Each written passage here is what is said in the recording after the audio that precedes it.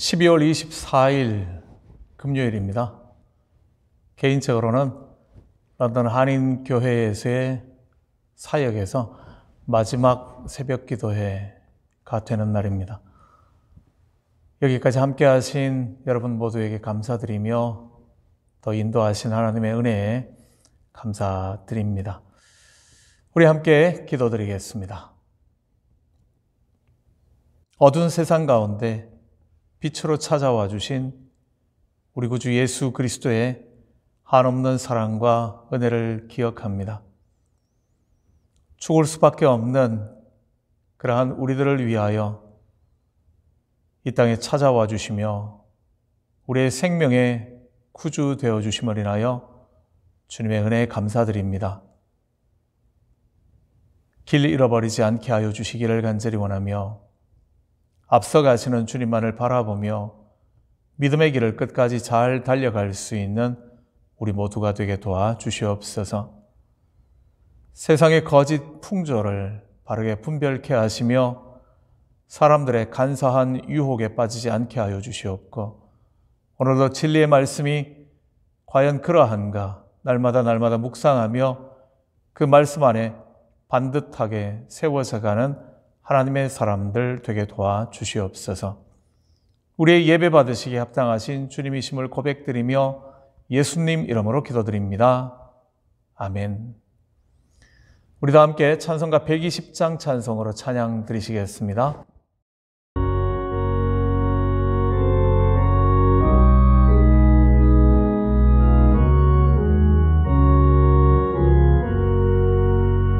오 베들레헴 작은 골 너 잠들었느냐 별들만 높이 빛나고 잠잠히 있으니 저 놀라운 빛 지금 캄캄한 이 밤에 온 하늘 두루 비춘 줄 너 어찌 모르나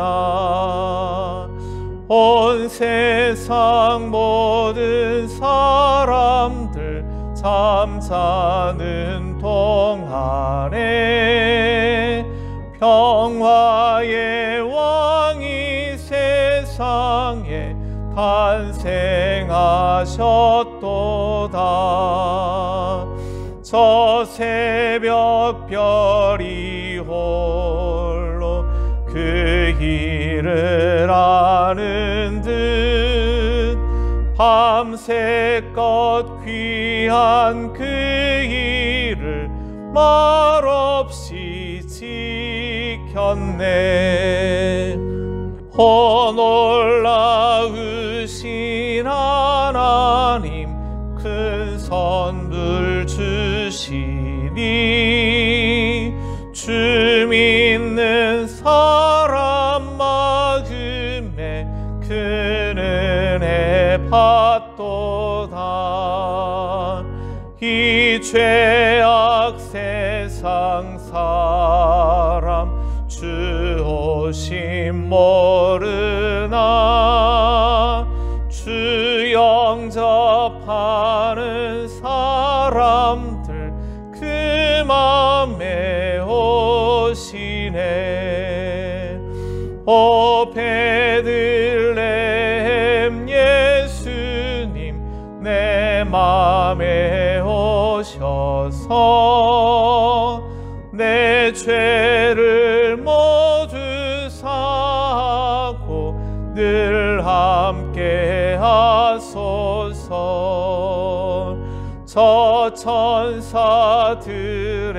소식 나 기뻐 들으니 오 임마누엘 예수님 내 맘에 오소서. 아멘. 오늘 우리들에게 주시는 하나님의 말씀은 마태복음 2장 1절부터 8절까지의 말씀입니다. 우리 함께 봉독하시겠습니다. 헤롯 왕 때에 예수께서 유대 베들레헴에서 나심에 동방으로부터 박사들이 예루살렘에 이르러 말하되 유대인의 왕으로 나신 이가 어디 계시냐? 우리가 동방에서 그의 별을 보고 그에게 경배하러 왔노라 하니 헤롯 왕과 온 예루살렘이 듣고 소동한지라.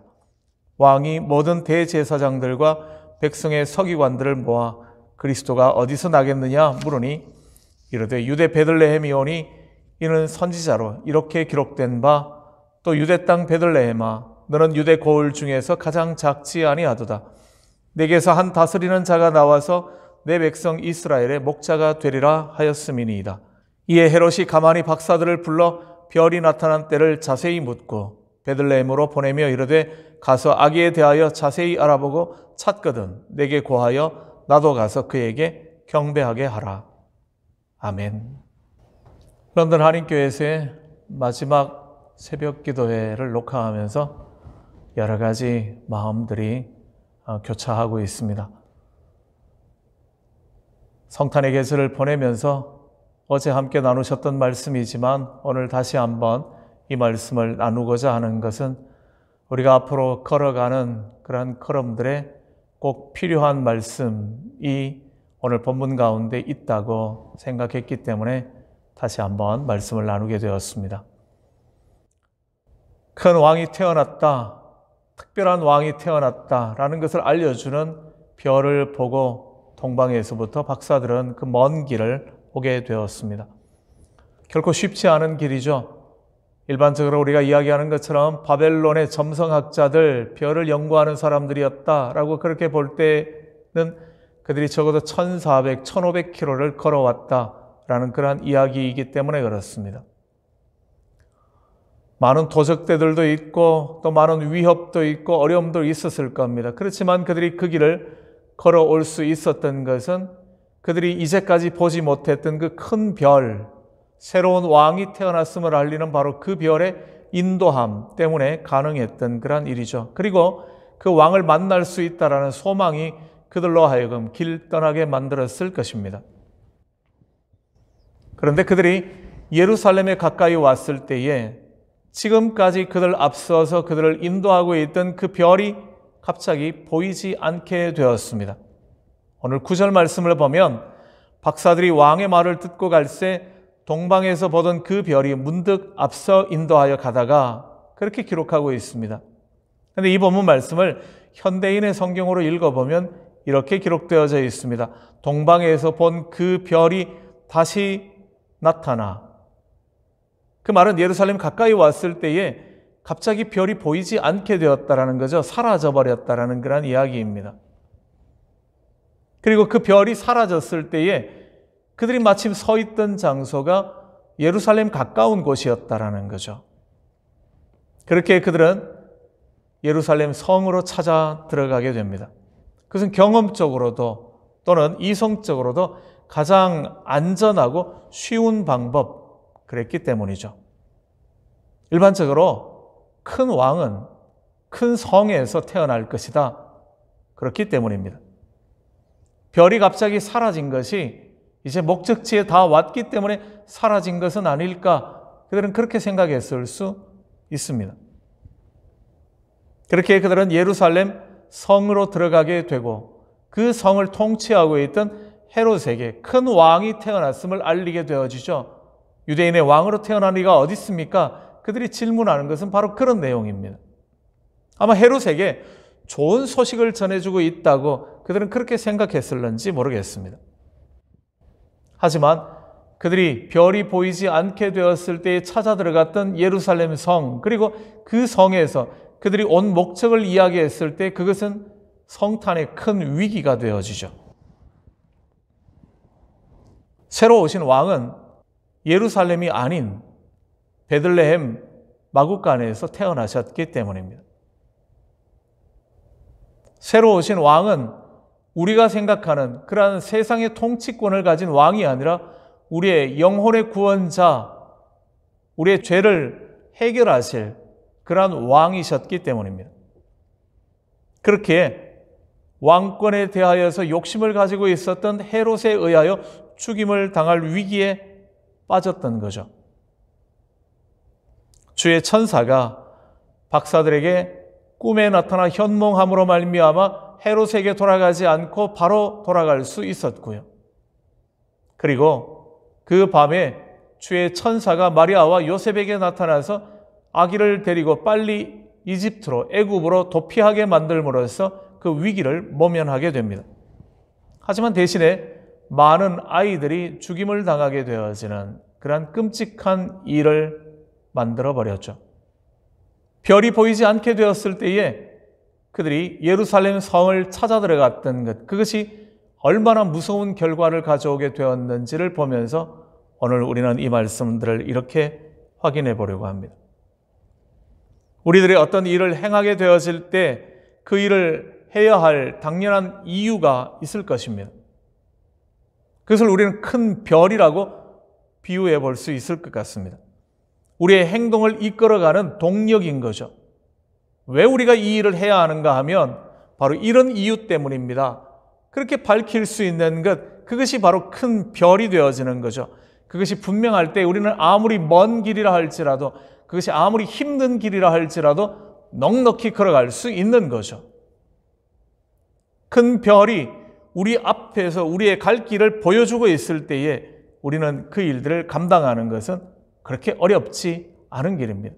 우리의 것들을 내려놓고 포기하는 것, 그렇게 힘든 일이 아니라는 거죠. 그 별이 큰 별이 아닐 때에는 사람들이 주저하게 되어지지만 이 별이 너무나 분명할 때는 우리는 기꺼이 그 일을 해낼 수 있는 겁니다. 문제는 그 별이 빛을 잃어버리게 되거나 사라져버렸을 때죠. 말하자면 우리가 믿고 걸어왔던 그것, 그 확신이 흔들리게 될 때에, 내가 믿었던 그것이 의심이 생기게 되어질 때에, 그때가 바로 별이 사라져버리는 시간, 그럴 겁니다. 그럴 때는 어떻게 할 건가 하는 거죠. 가장 손쉬운 방법은 박사들이 했던 방법처럼 태어나실 왕은 큰 성 예루살렘에서 태어나실 것이다. 우리의 이성적인 또는 우리의 경험적인 그것을 의지하게 되어질 때에, 그것을 신뢰하게 되어질 때에 그것이 자칫 우리들에게 위기를 가져올 수 있다는 사실을, 때로는 그것이 유용할 수 있어 보일지 모릅니다. 그렇지만 동방박사의 사건, 성탄의 사건처럼 우리의 지식과 경험을 가지고 선택했던 그러한 일들이 우리의 삶 가운데, 아니면 우리가 이루려고 했던 그 일들의 큰 위기가 될 수도 있다는 겁니다. 물론 하나님께서는 당신의 백성을 지키셔서 이들에게 꿈에 나타나 현몽해 주셨던 것처럼 당신의 사람들을 보호하시며 피할 길을 내주실 것입니다. 그렇지만 큰 위기, 큰 어려움은 피할 수 없는 거죠. 그것이 다른 사람들에게 피해가 가기도 하는 그러한 일이 될 수 있기 때문입니다. 그렇다면 어떻게 해야 되겠습니까? 별이 사라지게 될 때에, 별이 보이지 않게 되어질 때에, 우리의 확신이 흔들리게 되어질 때에 어떻게 하면 좋겠습니까? 현명한 부모들이 자식들에게 알려주는, 어린 아이들에게 알려주는 방법, 이런 방법이 있다고 합니다. 아이들에게 교육시킬 때 그런다라는 거죠. 만약에 길을 잃어버리게 되면 절대로 움직이지 말고 그 자리에 가만히 엄마 아빠가 올 때까지 기다려라, 그렇게 가르치는 겁니다. 이것이 우리 아이들을 가르치는, 길 잃어버렸을 때 아이들에게 가르치게 되어지는 중요한 내용인 거죠. 절대로 혼자 알 것 같기 때문에, 저곳일 것 같아서 그렇게 함부로 옮겨 다니지 말라는 거죠. 그 자리에 가만히 있으면 부모가 언젠가 찾아올 거다 하는 것을 아이들에게 알려주는 겁니다. 굉장히 유용한 방법이라고 생각합니다. 우리들에게 주는 영적 의미라면 이런 거죠. 별이 다시 나타날 때까지 기다려야지만 합니다. 별이 사라져버렸고 보이지 않을 때에 우리의 생각을 가지고 움직이는 것, 우리의 개인적인 판단을 가지고 행동하는 것은 굉장히 위험할 수 있다는 거죠. 별이 다시 나타나기를 기다리지 못하고 우리가 어떤 행동들을 취하게 될 때 그 조급함이 우리 자신만이 아니라 우리의 일까지, 우리의 모든 것까지 위험에 빠뜨릴 수 있기 때문에 그렇습니다. 우리가 믿고 걸어가는 길들 가운데서도 우리가 이러면 좋겠습니다. 확신을 가지고 걸어가야지만 합니다.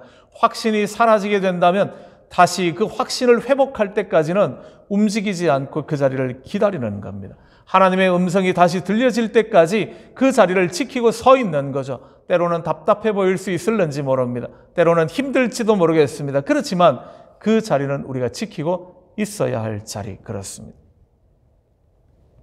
믿음의 사람으로서, 하나님의 백성으로서 저와 여러분들이 걸어갈 길들은 바로 그렇습니다. 우리는 큰 별의 인도하심에 늘 주목하셔야지만 합니다.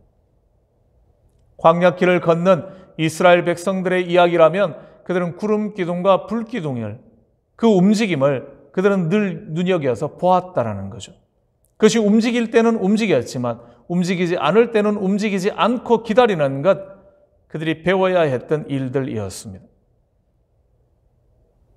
그 이외에 무엇도 의뢰해서는 안 된다라는 거죠. 특히 조심해야 할 것은 우리들의 감정입니다. 우리는 일반적으로 이렇게 이야기하죠. 마음의 평정심을 잃어버렸을 때에, 마음에 분노가 생겼을 때에, 마음에 섭섭함이 생겼을 때는 무엇인가를 결정하는 것은 아니다라는 거죠. 그때는 실수할 수 있기 때문에 그렇습니다. 욕심이 있을 때는 결정하는 것이 아닙니다. 마음에 집착하는 부분이 있게 되어질 때, 고집하는 것이 생겼을 때에는 참으로 조심해야 한다라는 거죠. 이것 아니면 안 됩니다 하는 마음들이 들게 되어질 때에, 이것은 절대로 포기 못한다라는 마음이 들게 되어질 때에, 그때 우리는 이것이 내 욕심인가, 그로 말미암은 고집인가, 아니면 하나님의 영광을 위한, 하나님의 나라를 위한, 하나님의 뜻을 위한 고집인가를 분별해 보셔야지만 합니다. 그것이 하나님의 나라나 하나님의 영광을 위한 것이 아니라면, 나의 편안함과 나의 유익과 나의 만족을 위한 것이라면 그때가 바로 위기의 순간이 될 거라는 거죠. 큰 별을 놓쳐버린 것이기 때문에 그렇습니다. 우리가 세우는 계획도 마찬가지입니다. 내가 세운 계획, 가급적이면 지켜나가야만 하죠. 중요합니다. 하지만 더 중요한 것은 하나님의 뜻과 인도하심이라는 겁니다. 때로 내가 계획들을 다 세워놓았다 할지라도 하나님께서 그 계획을 다 허물어뜨리시고 다시 다른 길로 인도하실 수도 있기 때문에 그런 거죠. 그럴 때 우리는 민감하게 하나님의 인도하심을 볼 수 있어야지만 합니다.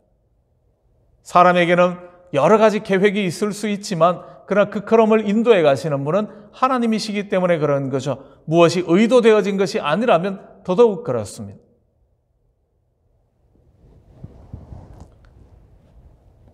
감정이나 욕심이나 나의 계획이나 그 어떤 다른 것들이 우리의 큰 별이 되게 해서는 안 됩니다. 그것은 우리를 잘못된 길로 인도할 수 있기 때문인 거죠. 우리가 신뢰하고 걸어가야 할 오늘날 우리들에게 있는 큰 별, 그것은 다름이 아닌 하나님의 말씀, 그렇습니다. 말씀의 빛 아래에서 우리는 모든 일들을 분별해 볼 수 있어야지만 합니다. 우리의 계획과 우리의 생각을 검증해야지만 합니다. 그리고 그 확신 가운데 있다면 그 별이 인도하는 대로 걸어가실 수 있기를 원합니다. 우리를 영광의 자리로 인도해 갈 것이기 때문에 그렇습니다. 저와 여러분의 모든 신앙의 삶이 그러하실 수 있기를 원합니다. 다른 무엇의 인도함을 받는 것이 아니라 우리에게 보여주시는, 우리의 갈 길을 지시하시는 큰 별의 인도하심 가운데 든든히 세워져 가는 하나님의 사람들, 그 길에 승리하는 하나님의 자녀들, 복음의 일꾼들, 저와 여러분의 삶이 되시기를 간절히 주님의 이름으로 축복합니다. 같이 기도드리겠습니다. 우리가 가진 계획들을 내어놓고 주님의 은혜를 구하는 기도 함께 드리면 좋겠고요. 큰 별의 인도하심 안에서만 승리케 해주십시오. 함께 기도하시면 좋겠습니다. 같이 기도드립니다.